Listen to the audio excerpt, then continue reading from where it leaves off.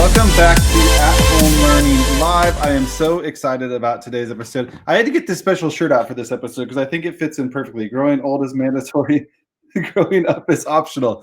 And I had to put this on because someone that we're bringing on today is someone who kind of makes me remember this, that kids are kids and we can still be kids and we just need to have fun as teachers. So she doesn't really need an introduction, but we're going to bring on my good friend, someone you all know and love, my very, very good friend and amazing educator, Dr. Jean Feldman. How are you? I'm doing right. I'm not today. That's a good day, isn't it? That's right. Yeah, I'm so excited that you're here. One thing we're trying to do with this series is just give parents quick at-home ideas, which I know you do almost every single day on your Facebook page and your blog, and we're going to roll that at the bottom here for everyone. But I liked your idea that you stood back to me and said, how about an idea a minute, Adam, and just shoot out some ideas that parents can take, teachers can share, and just get kids having fun learning at home.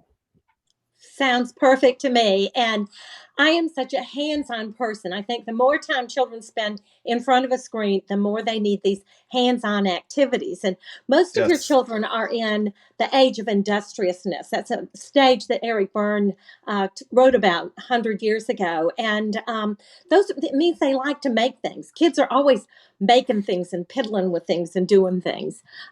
So let me just get started. These are all done with lunch sacks and or paper bags, whatever you want to call them. You probably have a bunch of these around your house, and you can use them in lots of different ways. So let's see if I can give you 10 ideas in about 10 minutes. First one I want to share is a nest. And you have the children open the bag, and then if you roll out and down all the way to the bottom of the bag, you will have a little nest. And the younger children can take Play-Doh and make Play-Doh eggs and roll them and put them in the nest. Good for those small motor skills. You could let them roll a die, and then they can make that many eggs and put it in the nest. The older kids could make a nest and then do a little research and look at some different kinds of birds. They could take construction paper or just paper and crayons and markers and draw a bird and then put their little bird in the nest. I know Easter's coming up, and it's going to be a little different this year without Easter egg hunts, but if you just staple a pipe cleaner handle on your nest, and the children can even practice their cutting skills by cutting out some little green strips of paper, you have a perfect little Easter basket. Now, the next idea I want to share with you is called a house. And I've seen online a lot of people are letting their kids make little villages and different things on the floor to use with different cars and action characters. And this is a house made out of a lunch bag. So you let the children decorate the bottom, stuff it with newspaper, and then staple a roof on it, and you've got a little house for your village. Now, they could make a house from a different story that they might be reading, or they could make a house that maybe somebody they love lives in. I know a lot of children are missing family members right now, so you could let them make Aunt Becky's house and then put Aunt Becky on a stick, and you've got the Aunt Becky puppet to play with her house. Or maybe you've read a story, Goldilocks and the Three Bears, and the different characters, and use that to tell the story. You can also make buildings. And you see, with a lot of these things, children are using their engineering skills and creating different things. And so first, you would give them the bag, and they would decorate the outside of the bag. And this one I've kind of turned upside down to be some sort of building. And then you take a second bag, and they take newspaper and wad it up and stuff it in the first bag. And then you can take the bag that you've decorated and insert it over this one. And you have a three-dimensional building. And so you can use this to make a city or some other type of building construction sites that you might want to work on. I know you've all made puppets out of lunch bags before. And so these can be tied in. Maybe you've read a story and they want to make a puppet from the story and use it to retell the story.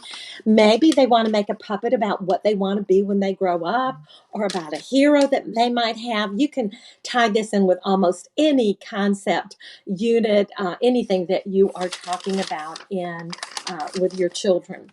Now, all kids love treasure maps. And so if you take a lunch bag and just cut out the seams, you will end up with a big rectangular sheet of paper. And if you just wad this up and then let the children wet it and then put it out to dry, you get some nice vintage looking parchment. And they could make a treasure map, or they could write a story, or they might even want to make a treasure map and then do the treasure hunt out in your yard, or something like that. Now, another thing that you can do with So lunch bags. I gotta interrupt you there real quick. Okay. I have to interrupt that one because that one I love. And I know you and I focus a lot on the littles and the primary kids. My daughter's in junior high. My niece is in high school. And they both have been talking about doing these scavenger hunts around the house, giving either my wife and I or my niece was given my brother-in-law something to hunt for. And those are awesome ways to do that because you can include so many kids of age ranges in there. Your little ones can draw pictures. Your older ones could write out the clues. And the paper lunch sack is such a cool way to do that. Yeah, I mean, it's so easy. And, I see people doing these difficult things like burning the paper. Keep it simple. I'm cheap, simple, easy, Jean. Don't think, tell teachers all the time, you think you have to give the kids the World's Fair? They are happy with plain vanilla. It's, Yep. And I've seen little kids take a lunch bag and they just scribble on it. And then they say, this is my cow. That's fine. It's theirs. It's the process. Yeah, we need Okay. easy as possible right now, right? Exactly. So this one, you staple about 3 or 4 lunch bags together, and then you fold over the bottom. And you can use this for different ages. Like, what is a bunny's motto? Don't be mad, be happy. So you can use it for riddles or knock knocks. You could also use this for the older kids for a review of questions. What is the capital of South Carolina? Columbia. And then for the younger children, you could make a book like this. This is called visual closure. Can they recognize the whole from the part? So you show them part of the animals and they try to guess what it is, and then they open it up to confirm their guess. You could make a book like this with shapes. Can they recognize a circle from part of the circle? You could use this even for sight words, that you write part of the word and can they predict what it might be. Okay, the next thing I'm going to share with you is a tree. And this could be my chicka chicka boom boom tree. So all you do is take the lunch bag and you take 3 or 4 tears about halfway down. This one I like to tear instead of cut because it looks more like branches when you do that. So after you tear it and then you open it up and you squeeze it in the middle and you twist it, you will have a tree. And so the younger children could write letters on their tree and make a chicka chicka boom boom tree. The older kids could do a family tree and write all the people in their family.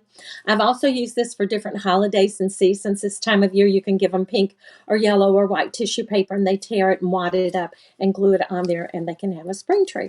Now, bags are also great for scavenger hunts. And Adam mentioned scavenger hunts. There's a gazillion different ideas for scavenger hunts on the internet, some more complicated for older kids, but the younger kids, just to go, a leaf hunt or a rock hunt or a number hunt. Can you find 2 of something? When you do this, if you can do this inside or you can do this outside. I mean, you can hide magnetic letters or bears or any type of toy and let them find them. Or you can do it outside too, and I like to do it outside. You have to remind them you never take something live off of a plant. It would hurt the plant if you did that. And then after you collect the things and observe them and sort them or whatever, I think it's a good idea to encourage the children to take these items back to nature and put them back where they found. And this is fun to do with one child. If you have a group of children, when they bring their items, let's say they've collected rocks, can they sort the rocks? Can they put the ones that are alike together? And what was their sorting rule? So you can tie in some math with that too. Now, I love to make pom-poms with lunch bags. And this one, if you draw lines from the top down to that little bottom flap section, and then let the children cut on the lines, that is a good small motor activity, practicing cutting. And then you roll up the bottom little part of the sack and wrap a rubber band around it, and you will have a little handle. And the kids can paint these. They can draw on these with magic markers. If you've got a favorite football team, they can color these the color of the football team. And then they can use the pom-poms for just keeping beat to music. You can play Simon Says, can you put your pom-poms in the air? Can you put your pom-poms behind you? You can make a pattern. I'm going to do a pattern and see if the children can repeat the pattern. A, B, or a different one. A, B, A, B. So lots of different movement activities with the pom-pom. Another thing you can do with a lunch bag is touch and tell. You put something in here and they reach in and they feel it and they try to identify what it is. And you can put several things in here, or for the younger children, I would just start with one item at a time. And anytime they use their senses, so it's a great thing to be able to do. I don't know if you've heard anybody complaining lately. I was out on a bike ride this afternoon. I heard these little kids just fussing and fighting, and I thought, Mom, they're like this all over the United States right now. Siblings are at it. But this is a Grumble Bag, and when kids want to complain or grumble, you can tell them to get the Grumble Bag or the Tattletale bag and put it in the bag. And the teacher who shared this idea with me said that she would have her kids put it in the bag and say, I'll listen to it at the end of the day. So you can do that. And then just one other idea with a lunch bag. This is the invisible ball. And so you take the lunch bag, and if you put your tall finger in the bag and your thumb behind the bag, when you pretend to throw up a ball, you can catch it. And you throw up the ball and you can catch it. And when you catch the bag, basically all you're doing is snapping your finger and then dip the bag a little bit like you're catching it. It's the best magic trick in the whole wide world. No, that was awesome. And that one I want to go try with my own kids right now and try to fool them with the invisible ball. I'm thinking not the Grumble Bag, the outside stuff is what I love about everything you share is every video I've watched of yours is encouraging kids not just to play, but to get out and enjoy the world. Especially right now. I mean, I know we're on stay-at-home orders and we're in shelter-in-place orders. That doesn't stop you from going in your yard and exploring and playing basketball outside or going outside and doing these type of activities. The pom-poms, I thought, would be so fun. Just take a parade around your neighborhood and wave to your elderly neighbors that might be stuck inside. And so many great ideas. I just wanted to mention, it's okay for kids to be bored. I think we have just pressured our kids so much with sports and activities and entertaining them. And here's my phone. And you know what? This might be a really good learning opportunity, just to learn to be bored. And can you actually go outside and figure out something to do for 30 minutes? It's gonna be painful for them at first because they've never done this before. And just like we're all under this learning curve right now, trying to figure out what to do with ourselves. But I think there's going to be some good things that come out of this. There are, for sure. The family, the kids getting out is going to be huge. I know we've spent more time, like our kids, like you mentioned, schedules are so busy with stuff. And we've played more board games and taught our kids more card games in the last 2 weeks than we have for a long time. And I hate to admit that, but life gets busy. And I want to mention this without telling people what you did, but I will tell listeners that Jean had an amazing hand with a project of mine, my book that's coming out. I'm not going to say what she did because that's the surprise. Unless you've joined my newsletter, then you already know.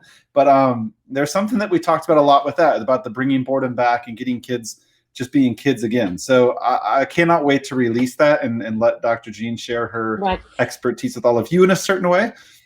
And I think, Adam, it's a matter of balance. I mean, I'm not one of these frou-frou people that says no screen time but I think we just have to try to find a little more balance in our lives and our children's lives with these, and you're going to be surprised what all the things that you can do with a lunch bag. Or one of the best things you might do is just give them a lunch bag and say, see if you can figure out something to do with that.